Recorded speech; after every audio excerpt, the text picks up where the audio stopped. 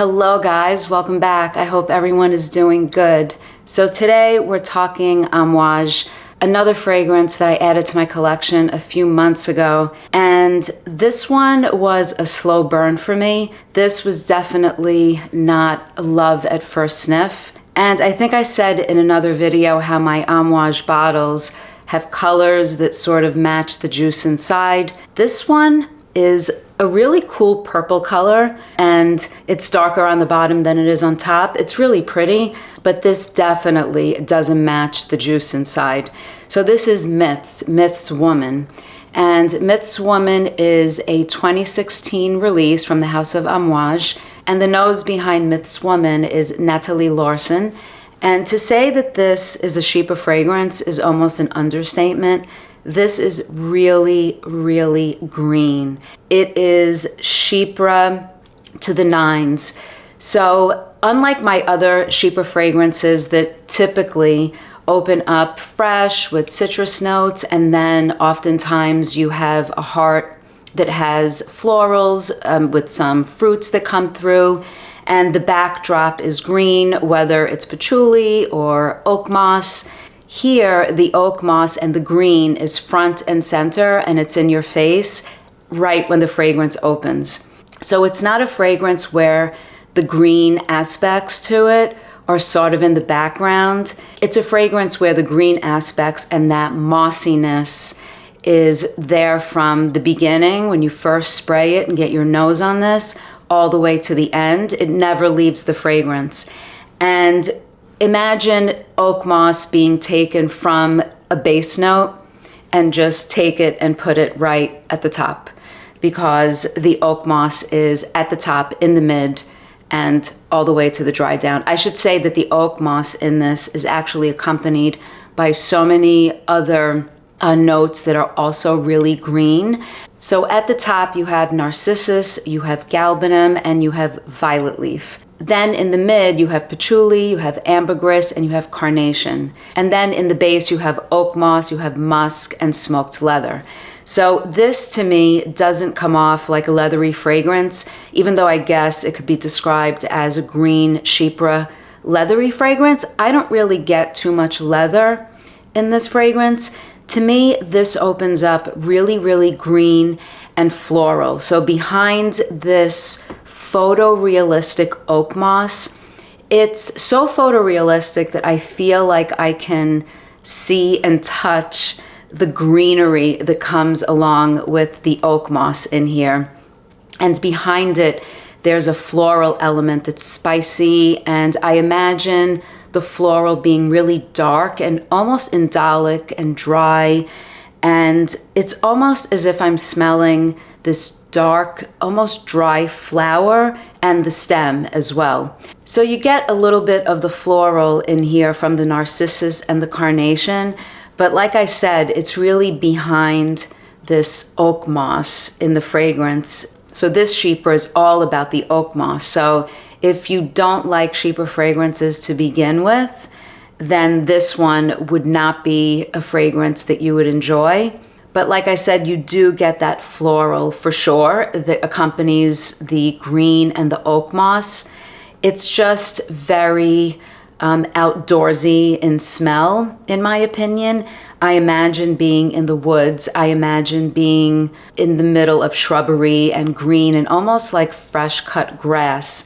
But you have the florals that accompany this green in the fragrance. So it's not just from the narcissus. It's also coming from the carnation, which, if it's prominent, carnation can be a very rich, floral, spicy sort of flower. Sometimes it's used in place of rose in certain fragrances. And in this one, I'm not sure that the carnation is so prominent, but the floral aspect is definitely a prominent part of the fragrance.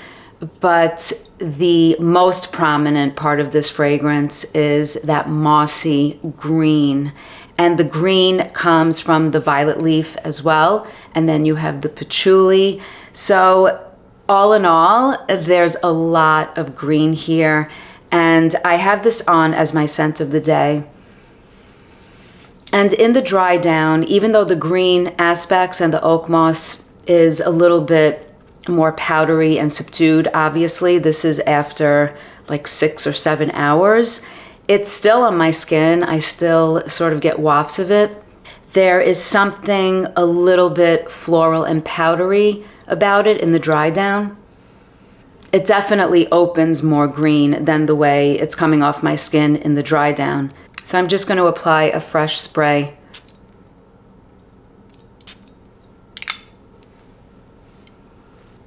Wow, it's really strong in the opening. And like I said, it's this photorealistic green oak moss. I feel like I can touch the oak moss. It's so photorealistic. And you have this muskiness. It is sort of musky, and the florals are very green. I'm imagining a very dark red floral that almost comes off dry, very dry. And I get a little bit of that patchouli peeking through, but what I don't get is any leathery aspect in this fragrance. I don't get leather. I get a fragrance that seems like you're placed in the middle of nature. I get a fragrance that makes you feel like you're walking in the woods and smelling green from all different places, like green moss or green patchouli, green trees, and almost a fresh cut green grass. And as you're smelling all of this greenery, you have some florals that you're sort of passing and getting wafts of as well. So that is the image that I get when I smell Myths Woman. It's really a photorealistic rendition of a walk in the woods. You're smelling greenery, you're smelling oak moss, and coming through all of this greenery are some dark florals. They're dark, they're spiced. There's something a little spiced about this. So the fragrance is not the biggest projecting fragrance, which is fine by me, but I do think it's long lasting. It's on my skin, and I've worn this a whole bunch of times. I think it's on my skin for a good 8 to 9 hours. And of course, as it dries down, it gets powdery. I feel that this is probably a cold weather fragrance. I'm not sure that this is something that I would reach for in the warm weather, and it's, to my nose, completely unisex. So this is the 100 ml size bottle, and it's the Eau de Parfum concentration. And this one is not one, like I said, that I was loving when I first got my nose on it. But I've really grown to like this. I like this one. And I've heard that this is compared to Bracken Woman, which I haven't gotten my nose on and have been meaning to test out. I heard that it's sort of like Bracken Woman, but I heard that Bracken Woman has notes of berries and a few other things going on that maybe make that fragrance not as green as Myths Woman.